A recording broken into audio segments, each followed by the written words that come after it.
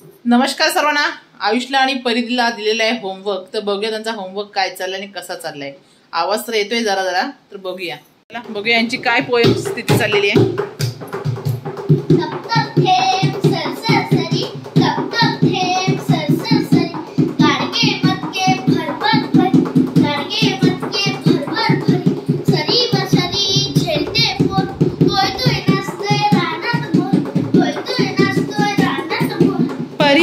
पण तू English school मध्ये आहेस ना. मराठीची पोएम झाली, आता इंग्लिशची एक बोलून दाखव. इंग्लिश कुठली येते तुला? कुठली येते? हा बरं, बोलून दाखव. Clap clap. हा बँजो आला बघा.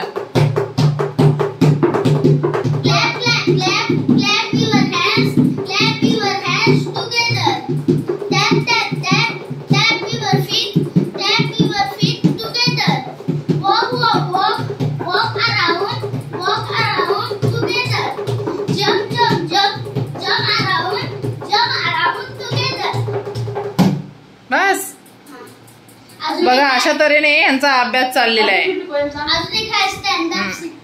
हा बोल बघू.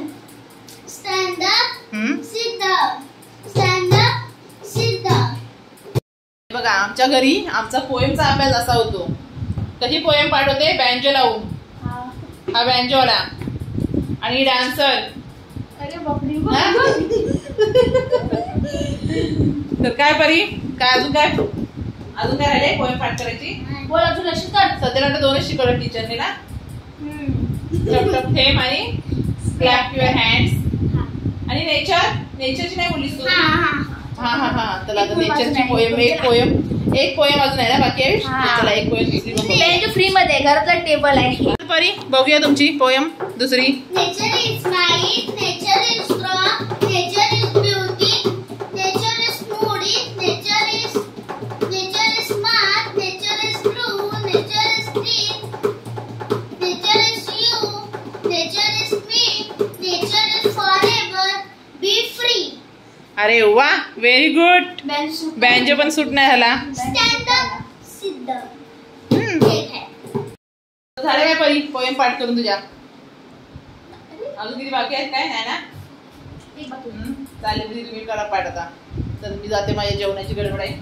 आणि मी जाते आत तुकडा. मी जातो मॅच बघायला. India versus south Africa final match आहे. मला माहितीये सर्व गोष्टीत इंडिया जिंकते. तर मग आपली व्हिडिओ आवडली असेल तर लाईक करा, शेअर करा आणि सबस्क्राइब करा. Bell icon